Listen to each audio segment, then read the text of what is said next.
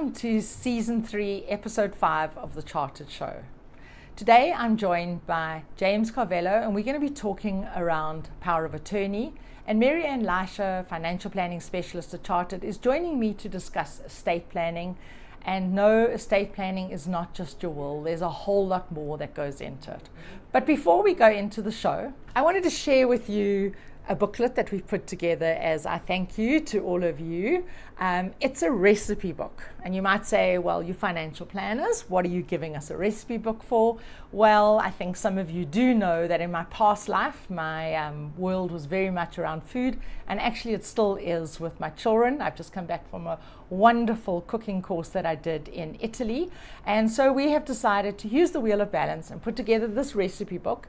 And around each area of the Wheel of Balance, we've got some different recipes, and some personal favorites is Janine, who does all our cakes at Chartered, her granadilla, and I've shared with you my gnocchi recipe, which is delicious, that I learned on my cooking course in Tuscany. So below you'll find the link. Please do enjoy the recipe book, and we'd love to see some photos of those recipes that you make from it. But in the meantime, let's sit back and enjoy the Chartered Show.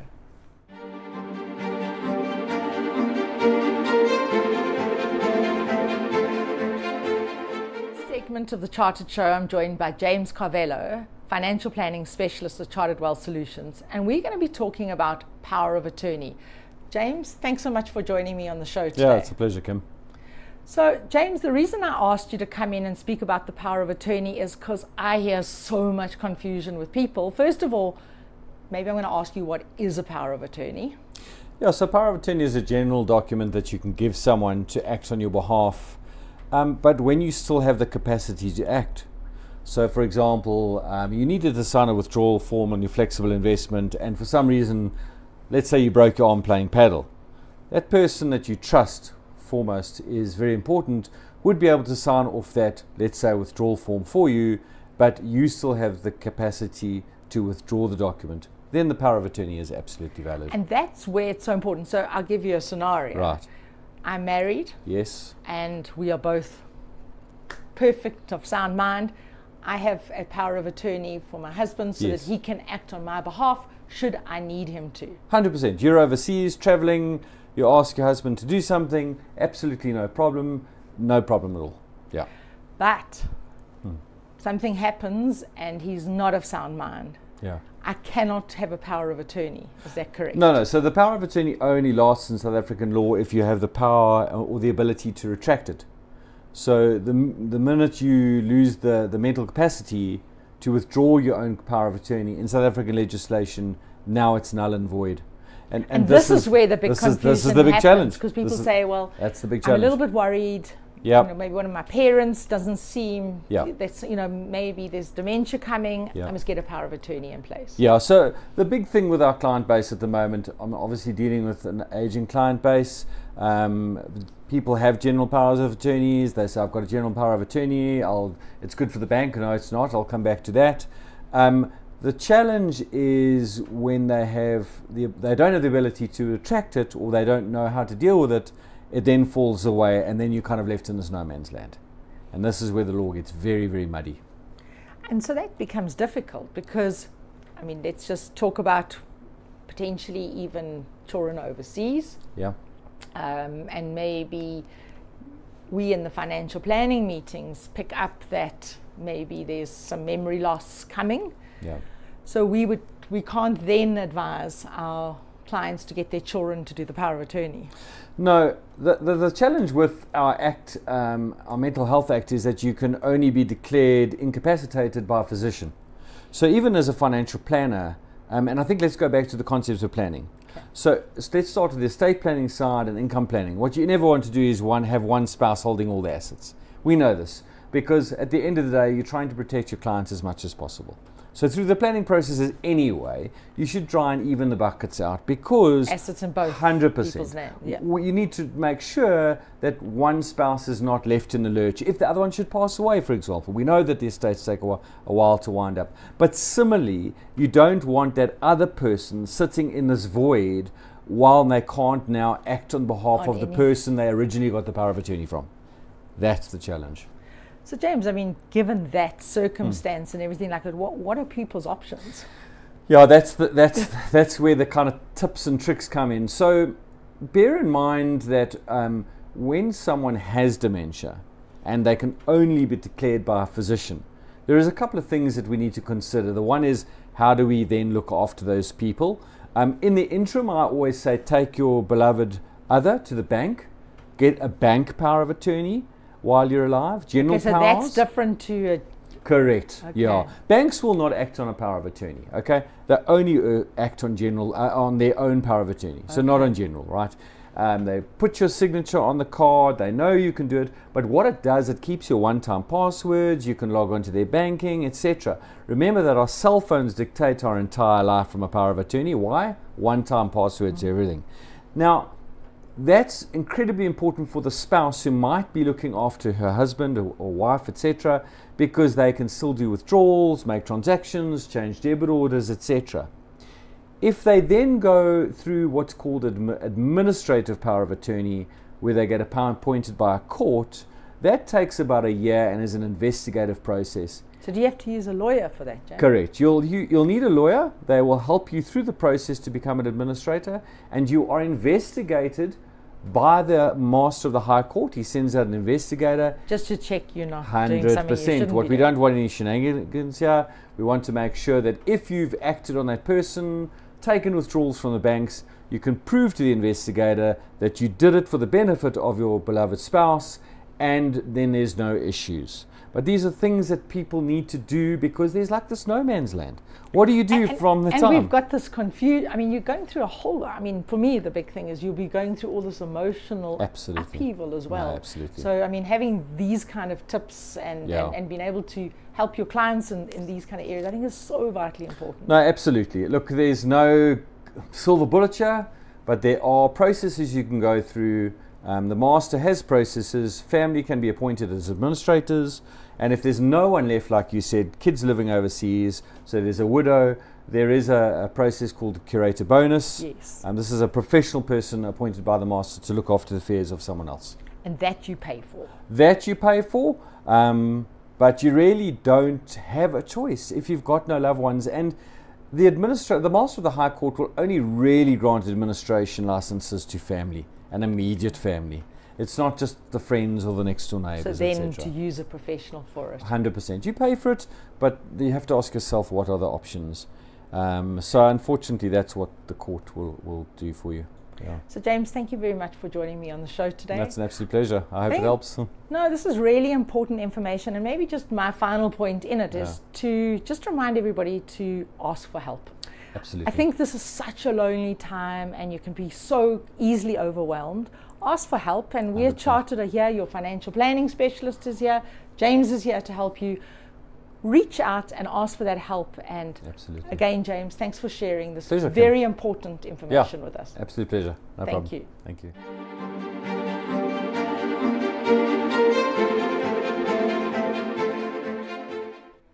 On this segment of the Chartered Show, I'm joined by Maryanne Leicher, Financial Planning Specialist at Chartered Wealth Solutions. Maryanne, thank you for joining me. Thank you, Kim. It's so lovely to be here again on the Chartered Show. So today what I've asked Maryanne to talk us through is a bit of estate planning, given the fact that December's around the corner and we're all going off on our holidays and it's a special family time. There's also special things that we need to do to consider our families in this time. And estate planning is one of those. So Maryanne, just to give us a little bit of background into what is estate planning. Right. So Kim, you know, often I see clients, I meet new people, I mention estate planning and they say, oh, I've got a will, I'm sorted. I'm all sorted, yeah. But estate planning is so much more than just having a valid signed will. For me, it's comprehensive and it is a passion of mine. I think it marries my accounting background with my financial planning background, and it's just the sweet spot for me. So that's where you're specializing in the world of estate planning. That's right. You know, it's become its own discipline, I'd say, in the last few years. South Africans are becoming global investors. You know, Rand hedge is a local political economic environment hedge. That's great while you're alive, but what happens when you pass away? So as part of our process, maybe just to give a little bit of a background, we start with life planning, we then go into scenario planning, we then do investment planning, and the final one, and very importantly, is this estate planning. And the discussion goes around what happened if you passed away last night. That's so right. take us through the discussion. So very much, for me, the will is just one part of it. It's actually the byproduct of a good estate planning session. Some clients need more than one session if their balance sheets are complicated. But very much we look at practical things like what actually goes through your will. What does your will govern? A lot of people out there don't know that there's many assets that they own and that they've invested in their lifetime that the will actually has no say over. Well, I know, for instance, pension funds, That's life right. insurance, That's right. and that's where you need to update your beneficiaries. Exactly, in tandem with your will. A lot of people working for big corporates, nearing retirement, don't really pay much attention to their beneficiary nominations until they have estate planning. And there you can amend it, So I would recommend look at your will once a year, especially this time of year, and look at your beneficiary nominations and make sure they're in line with your wishes and according to what you want to happen when you're no longer here. And I know something, Maryanne, that you talk about a lot around is, and maybe it's your accounting background, but it's this liquidity.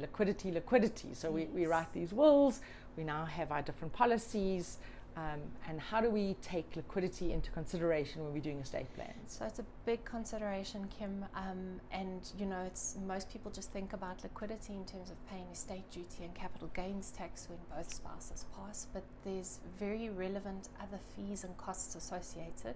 For example, conveyancing fees, tax consultant fees, master's fees. So I like to put numbers to the words in your will and make sure there is sufficient local liquidity to cover those costs. And I think when we talk about liquidity and we talk about those kind of costs as well, something that I've heard you mention before is when we do write our wills, sorry, I'm going back to the wills, we often refer to, I want to leave this, and we put a specific amount into somebody, and we want to leave this in a specific amount to someone.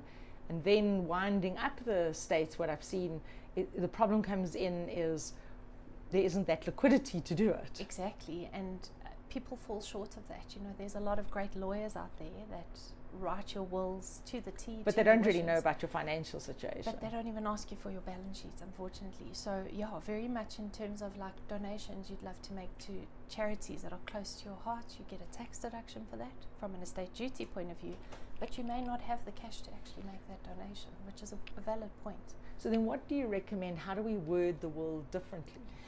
I would say before we even get to wording the will differently, we'd look at the numbers. Okay, so you actually do the state duty calculation as if that person, all the liquidity, all the taxes. All that, as if they died last night. The implications more if both spouses pass away last night. That's where the relevance is. And very much, you would just look at, that's where I think we marry financial planning with estate planning. You'd look at maybe beefing up your liquid assets to actually fulfill that charitable donation in your will. I know for me personally, having done the estate planning meeting, it was, you dread it.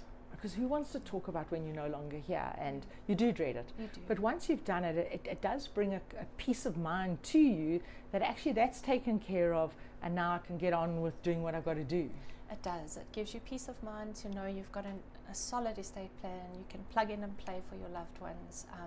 Maybe just a few practical tips as well. Updating your PINs and passwords for your presence online is always a good thing to do. This digital thing has become massive. It's incredible. And it's little things like that you don't think of. So I keep a copy of that with my clients' walls. I encourage them to update that each year. Just to get them off Facebook even. Just to get them off Facebook, or what their wishes are for their Facebook account. And Maryanne, coming into all of that as well, what about offshore assets? So it's a big, complicated You mean we'd have to have a whole... Let's go into it just briefly then. Very interesting space, also a passion of mine. Just an important tip, high net worth individuals, if you're owning direct shares or immovable property other than in South Africa, make sure you know what the rules are in terms of succession on where those assets are domiciled. It's a big, big tip.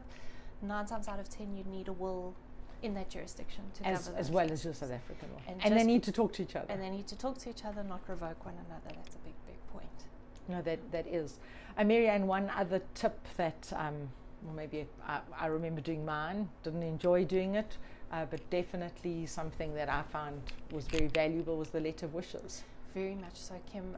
We always talk about letter of wishes. It's a wonderful way for items of sentimental value being passed down for generations to just make your wishes clear. So when you're no longer here, there's no arguments or grudges held between siblings or grandchildren. It's just a wonderful way to make it clear in terms of who you'd like to inherit your famous tea set. Or so it's not a legal document, but it does help document. Just with direction for families. 100%. I also think, Kim, a good point, and we're all different, we all come from different families. Have the conversation with your children. That was exactly what I was going to ask you next, because Yes.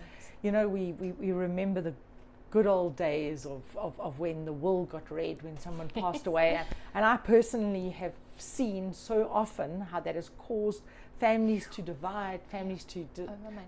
Yeah. but be upset because they didn't know, they expected something different. So I'm so pleased you brought that up. Yeah, it's so important, and it comes easier for certain families versus others, but it's so valuable and worthwhile. I even encourage my clients' children to join us, if the parents are happy with that, just to build relationships with them and make sure we're all on the same page. You don't have to talk about the exact specifics, but just the general, and make sure That's that it. everybody's on the same page. That- So Maryanne, thank you so much for joining me on today's show. I do think I need to have you back so we can discuss these offshore wills and how we bring it into our estate planning. I think that would be great, Kim. Very topical at the moment, and I'd love that. Thank you for joining us on the Chartered Show today. Please feel free to like, comment and share, and we wish you a restful, joyful, festive season.